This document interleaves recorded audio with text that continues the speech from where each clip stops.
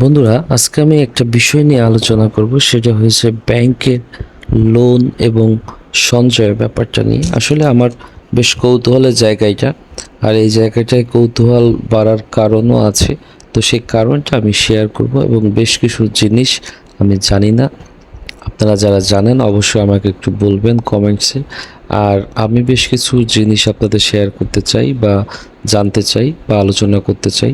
সেটা হলো, বাংলাদেশের যাদের টাকা আছে তাদের কি সারা জীবনই টাকা বাড়তেই থাকবে? তারা কি সারা জীবনই রাজার হালে থাকবে? আর যাদের টাকা নেই তারা কি সারা জীবনই গোলামি খেটে যাবে? এটাই কি একটা দেশের প্রচলিত নিয়ম হতে পারে? বা এটাই কি একটা ব্যাংক ব্যবস্থা, বা এটা কি লেনদেন ব্যবস্থা হতে পারে?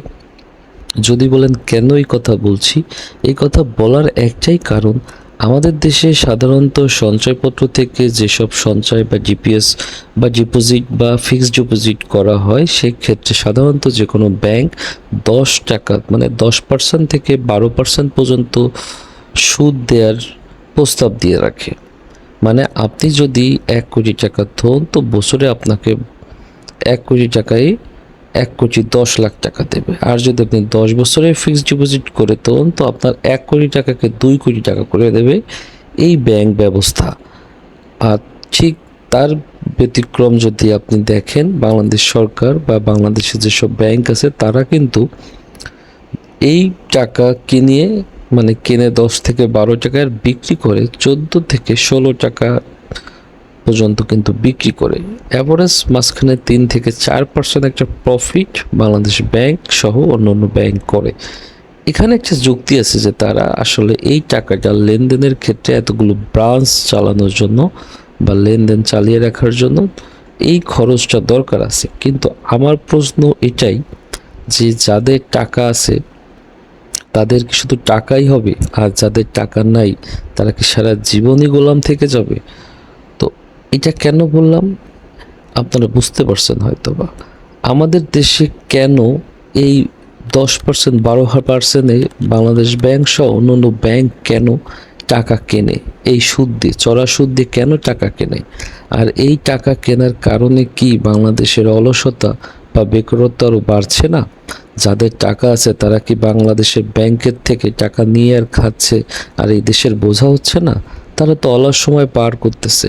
তাদের একটা গাড়ির পরে গাড়ি, মাসের পর মাস, আপনার বছরের পর বছর তারা তো শৌখিন জীবন লালন পালন করে যাচ্ছে। আর এদিকে আমাদের যাদের আগ্রহী লোন দরকার, যারা সারা জীবনে পরিশ্রম করে যাচ্ছে। আর সবাইকে এই কথাই অনুপ্রেরণা দেওয়া হচ্ছে যে পরিশ্রমই সাফল্যের মূল চাবিকাঠি। অবশ্যই এটা আমরা জানি যে পরিশ্রম সাফল্যের মূল চাবিকাঠি, কিন্তু একটা সমাজ ব্যবস্থা, একটা সরকার ব্যবস্থা কি এরকম কিনা বা এরকম হওয়া উচিত কিনা আমি জানি না। তবে আমি জানি না বলে জিজ্ঞেস করছি, এখানে কেউ অন্য কোনো কিন্তু কিছু চিন্তা করেন না।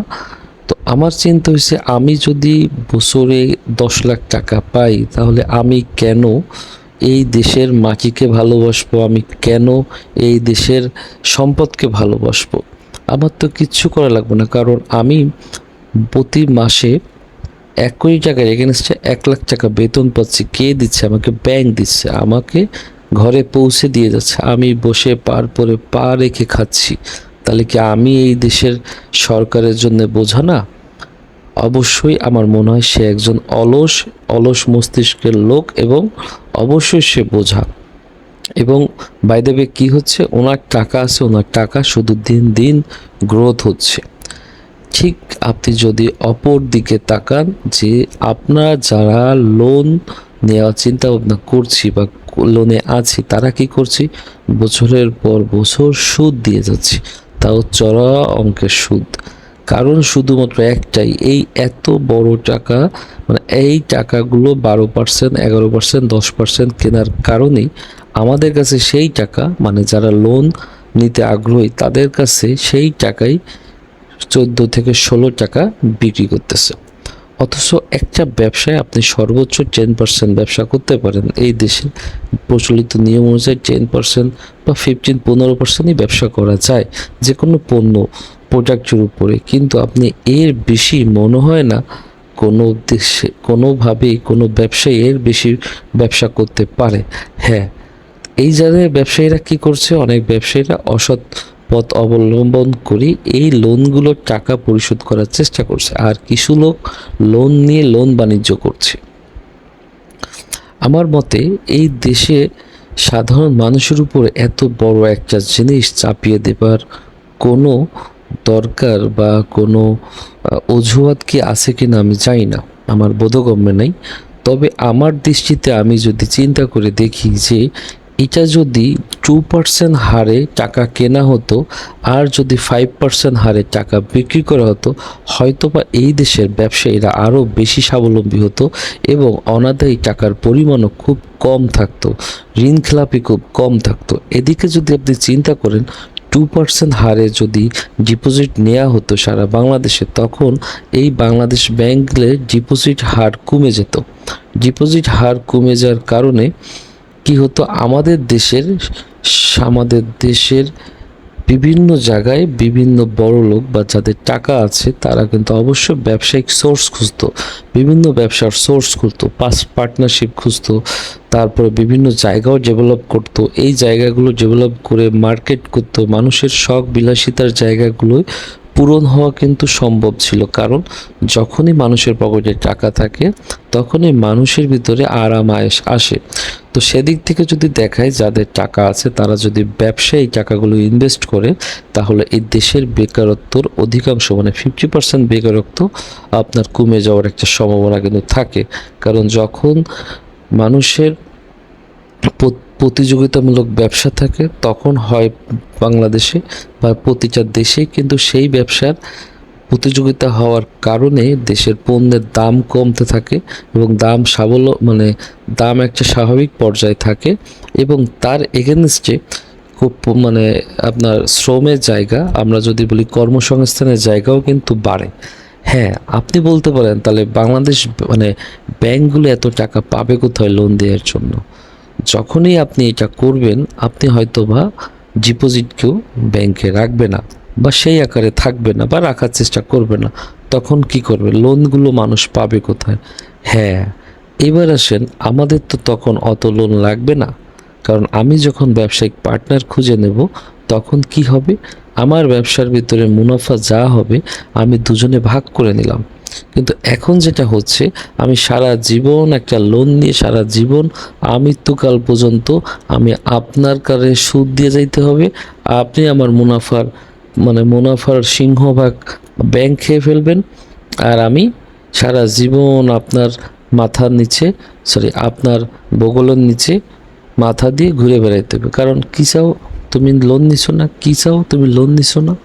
হ্যাঁ, এই যে ঝামেলাটা যদি না, যে আমরা যদি ব্যবসায়িক পার্টনার হয়ে যাই, যেমন আমি ধরি কোনো ব্যবসায়িক যদি কারো কাছ থেকে ব্যাংকের কাছ থেকে টাকা না দিয়ে যদি কোনো ইনভেস্টরের কাছ থেকে টাকা নেয় এবং সঠিক সময় সেগুলো যদি তাদের মুনাফা ভাগ করে নিতে পারে, তাতে করে এই দেশের মানুষের অন্তত লোন প্রবণতাটা কমে যাবে, মানুষের আর্থিক রিস্ক প্রবণতা কমে যাবে। তাছাড়াও দেশের অর্থনৈতিক কিন্তু আর একটা ভূমিকা রাখবে।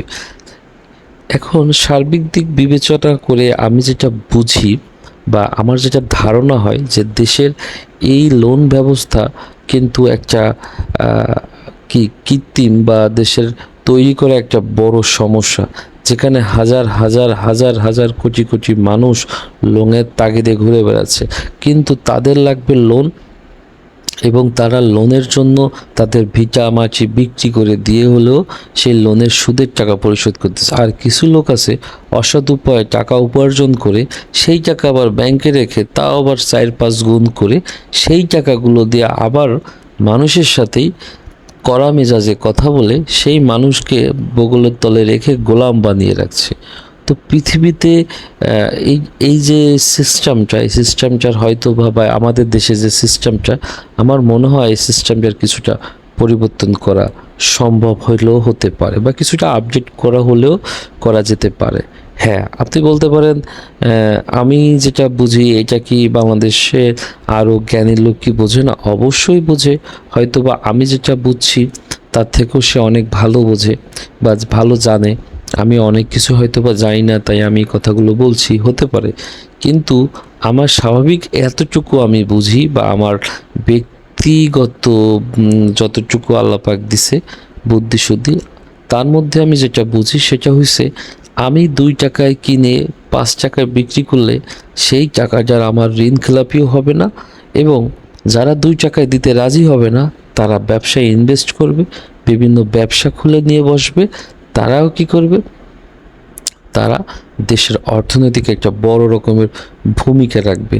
যখন আপনার ক্ষণে ক্ষণে দোকান হবে, ক্ষণে ক্ষণে গার্মেন্টস হবে, ক্ষণে ক্ষণে আপনার মিল ফ্যাক্টরি হবে, নিজের এলাকায় মিল ফ্যাক্টরি হবে, তখন দেখবেন যে আপনি আপনার আপনার নিত্য প্রয়োজনীয় জিনিসপত্রের দাম হাতের নাগালে থাকবে। আমরা 10 টাকা দিয়ে 1 প্যাকেট বিস্কুট খাই, অথচ আমার মনে হয় না ওই বিস্কুটের ভিতরে 2 থেকে 3 টাকা ইনভেস্ট আছে, অথচ ওই বিস্কুটটাই আমরা আমাদের কাছে পৌঁছায় 10 টাকায়। তাহলে 8 টাকা কি কোম্পানি ব্যবসা করে? না। 8 টাকা বা 60 টাকা কোম্পানি ব্যবসা করতে পারে না। এখানে 2টা জায়গায় বড় একটা অংশ কোম্পানি চলে যায়। সেটা হয়েছে, এইটাকে আপনি স্টক মানে গোডাউনজাত করে রাখা, 2 হয়েছে পরিবহন খাত। এই 2টা জায়গায় কোম্পানির অনেক টাকা ব্যয় এসে যায়। এই জিনিসটা যদি আমরা নিজ এলাকায় এইসব বিস্কুট বা অন্য অন্য নিত্য প্রয়োজনীয় যে সামগ্রী যদি উৎপাদন কেন্দ্র বা ফ্যাক্টরি করতে পারতাম, তাহলে হয়তো বা আমাদের দেশের সাধারণ মানুষ সহ আমরা সকলেই বেশ কম দামে হাতের নাগালে নিত্য প্রয়োজনীয় জিনিসপত্র পেতাম। তো আমার কথাগুলো যদি কারো খারাপ লাগে তো আমাকে অবশ্যই ক্ষমা করে দেবেন। আমি আসলে জানার ইচ্ছায় আমি এই কথাগুলো বলেছি। তো আমাদের জন্য ব্যাংক লোন সহ সব ধরনের লোনে যদি শিথিলতা আনা যায় বা আরও আপডেট করা যায়, হয়তো বা দেশের অর্থনৈতিক চাকা বা দেশের উন্নয়ন, সর্বোপরি উন্নয়নটা হবে। এবং দেশের সাধারণ মানুষ যদি খেতে পারে, দেশের সাধারণ মানুষ যদি ভালো থাকে, তো অবশ্যই সে দেশের উন্নয়ন, সার্বিক উন্নয়ন অবশ্যই হবে। হ্যাঁ, এখানে আরেকটা জিনিস আপনি বলতে পারেন যে হ্যাঁ, দেশে যারা প্রবীণ আছে বা যারা বৃদ্ধ হয়ে গেছে, অনেকের ছেলেমেয়ে নাই, অনেকের ছেলেমেয়ে দূরে থাকে, তারা কিভাবে চলবে? হ্যাঁ, এখানে আমরা এই সিস্টেমটা হয়তো বা রাখতে পারি যে একটা বয়সসীমার পরে টাকা রাখলে হয়তো বা 10 থেকে 12% সুদ দিয়ে টাকাটা নেওয়া যেতে পারে। আর ঠিক এরকম একটা জায়গা রাখতে হবে যেখানে 10 থেকে 12% সুদে ব্যাংক লোনও দিতে পারবে।